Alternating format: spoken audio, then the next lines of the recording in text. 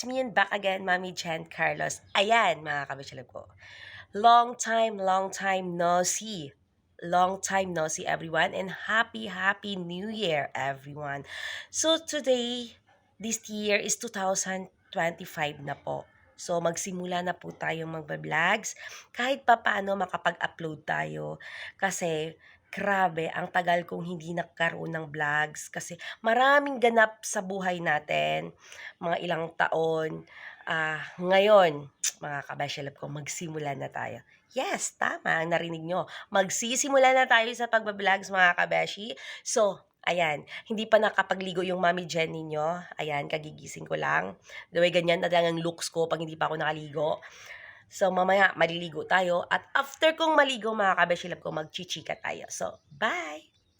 Vlogan! Hey mga kabishilab ko, it's me and back again, Mami Jen Carlos. Ayan, tapos na po tayo naligo mga kabishilab ko. So, ayun na nga, sabi ko tulad kanina na may kwento po ako sa inyo. Magkikwentuhan po tayo for today. Ayan mga kabishilab ko, ganap last year. Ito kasi talaga yung nagpatak sa utak ko at sa puso ko na sobrang unpainful. Sobrang pain talaga sa amin na mag-asawa. So, ang nangyari kasi, before ako na wedding, before yung wedding namin is, ang dami na nangganap, grabe, sobrang pagod, stress ang nangyari. Kasi nga, nag-aasikaso kami sa aming wedding. So, lalo na sa akin. Kasi, sobrang stress ko kasi nga, pero hindi ko lang pinapakita na na-stress ako, na napagod ako.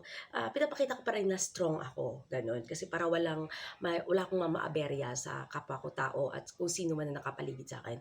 Nagpapakita pa rin ako na masaya ako, strong ako that time. So, I feel the time na I'm pregnant, yes, pregnant ako that time, na nagpa-process ng mga papers. Guys, hindi ko siya maisa-isa, iaano ko na lang sa inyo. Ang nangyari kasi, nakunan ako noong July 27, 2024. So, after ng wedding. Kasi yung wedding namin is July 8, 2024. So, nangyari kasi mga kabeshilat ko, ikikwento ko na lang sa inyo bakit nung nangyari. So, alam nyo kasi mga kabeshilat ko, nangyari yun nung sa Maynila na kami. Kasi nga, inabot kami doon ng baha. So, buntis ako that time na yun. Inabot kami ng baha hanggang dito ko yung baha. Hanggang tiyan ko. As in, sobra. So, nababad ako sa tubig kasi nga bumaha doon. Pumasok yung tubig sa bahay ng kapatid ng husband ko. Kasi doon kami nagstay sa Mandaluyong. Ang nangyari, so bumaha, ayun, hanggang tiyan ko yung nababad talaga yung tummy ko sa tubig. Tapos ang dumi nun. So 3 months na yun. 3 months na yung tummy ko the time. So syempre bumaha.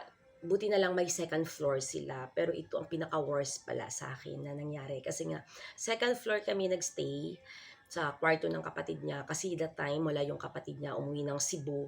So, doon kami nagstay sa kwarto ng kapatid niya. So, akit baba ang ganap sa akin. So, napakaselan ko talaga. Napakamaselan, yes. Napakamasilang kong magbuntis, mga kabeshi. Akit baba ako. Kaya yun. Guys, ayan. So, naputol tayo kasi duman yung nanay ko. Yan, mga kabeshi ko. So, pagpatuloy natin yung kwento. Then, after nun, guys, so yun ang pinaka-worst kasi nga akyat baba dun sa hagdanan.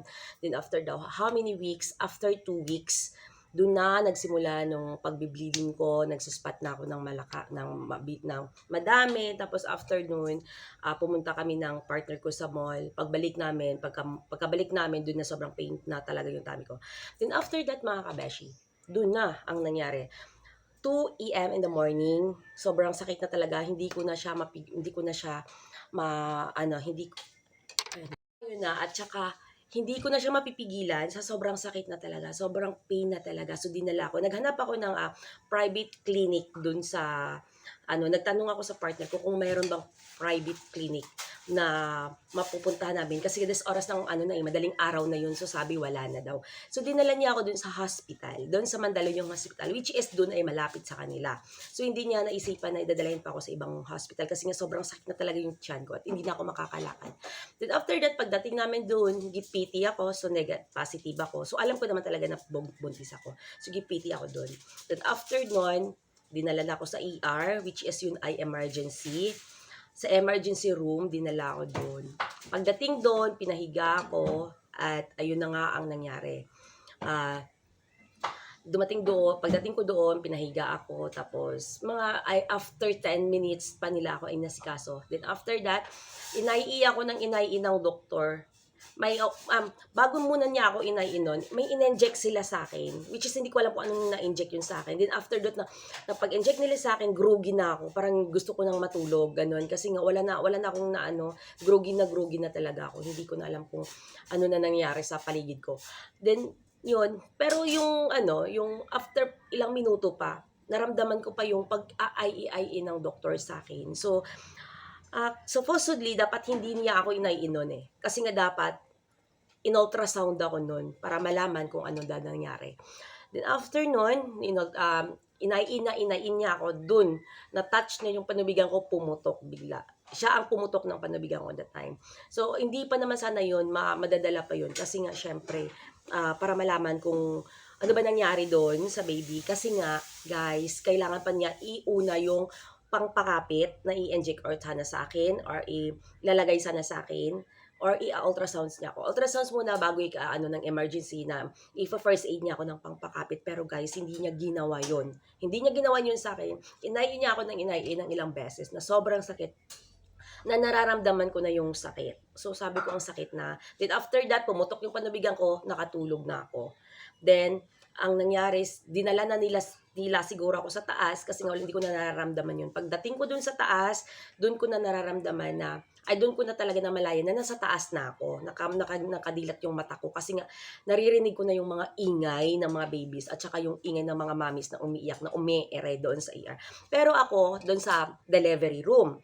Pero ako, hindi pa nila ako inasikaso, guys. Nandun ako sa labas ng delivery room, which is doon yung mga mommies na sa tabi-tabi lang, na nakapila kami lahat, na nandun sa labas ng delivery room nila, doon sa labas na nakapila. Yung iba manganganak pa lang, yung iba nakaluwal na yung baby, nandun lang sa tabi ng delivery room. Then after that, hindi pa nila ako sa kaso. Dinala ako ng asawa ko is 2 a.m. in the morning. Then after that, 2 a.m. in the morning, 9 a.m. pa ako inasikaso in the morning. So saan ka? Pumutok na yung panubigan ko, lumabas na yung baby doon. Hindi pa nila ako inasikaso. Nung afternoon, natulog na ako, tapos nakagising na ako. Tinanong ko sa doktor na nagdumaan dun sa akin. Sabi ko sa kanya, nurse, tapos na po ba ako? Sabi niya, ay ma'am, hindi pa. So sabi ko, bakit hindi pa? Sabi ko, ganon. Sabi ko sa kanya, pero siya, iniwan niya ako, hindi niya ako pinansin. Pumasok siya ulit dun sa delivery room. So, chinek ako ng isang midwife or nurse ba yun, hindi ko alam. Chinek ako ulit, pag-check niya sa akin, nakita na niya yung baby na lumabas na. So, sumigaw na sila. Sabi niya, hala, lumabas na pala yung baby. Nagpanic na sila. So, dinala ako dun sa isang delivery room na which is ako lang mag-isa dun. At saka yung midwife at saka mga nurse na mga assistant niya doon.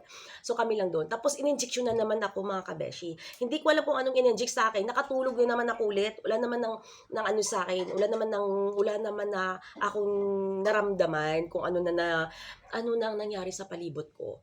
Basta pagising ko na lang mga kabeshi love ko, parang wala na nangyari. Nandoon lang ako sa delivery room, pagising ko, nandoon yung nurse, nakagising na ako, tapos tinanong ko, ano na nangyari? Sabi ko sa kanya, sa nurse na yon.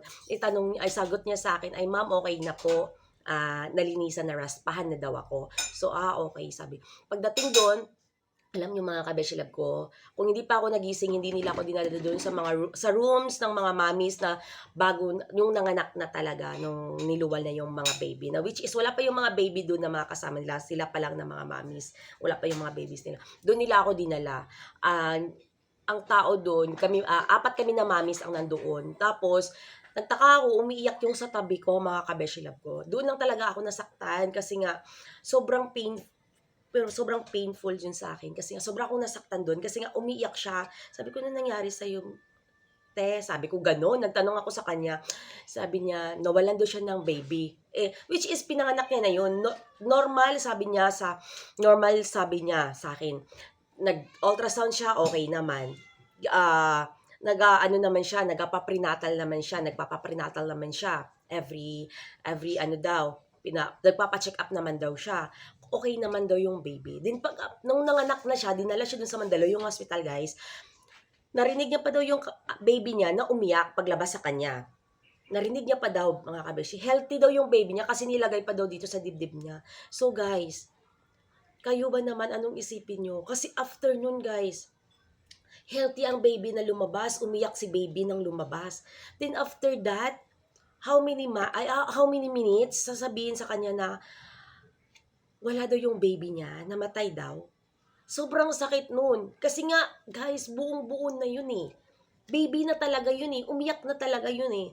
Umiiyak siya. Bakit daw, ano daw nangyari? Hindi niya daw ma-explain. Hindi niya mapaliwanag yung sarili niya. Doon naman sa katabi ko, mga yung, ano nila, 4 months. Sa akin, meron ako doon kasama na same kami, 3 months. 3 months din yung baby, yung baby niya. Ganun. Yun ang pinakamasakit, guys. Sakit na sakit yun. Ayoko nang umiyak. Pero kasi nga, sobrang pain yun sa amin ng asawa ko. Kasi bakit? Bakit ganun ang nangyari? Bakit yun ang ginawa nila sa akin? Dapat hindi nila ginawa yun. 'Di ba? So, ambis na okay pa yung baby sana, sumakit lang naman yung tiyan mo at saka nagbi-bleeding ka lang naman talaga at magiging okay pa yun kung nag-first aid sila, guys, ng pangpakapit.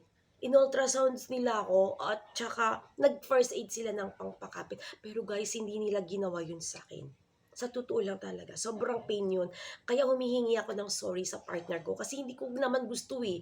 Kahit sabihin pa natin nga, hindi ako nag-check up. Pero alam ko na sa sarili ko na yun eh. Hindi ako nag-check up kasi ganito. Kasi nga guys, sobrang busy ko talaga. At saka natakot din naman ako magpa-ano dati dun sa kanila sa ano. Kasi nga parang iba kasi dun sa island kasi. Sa island, sa Bantayan Island. Parang sabi ko kasi sa sarili ko, sa amin na lang, dito na lang ako sa amin magpapa-OB-GYN. Kasi nga, mas komportable ako dito. Kasi sabi ko, pag uuwi ko talaga ng sa amin, magpapa-OB na talaga ako kasi alam ko talaga na buntis ako eh. Ganon.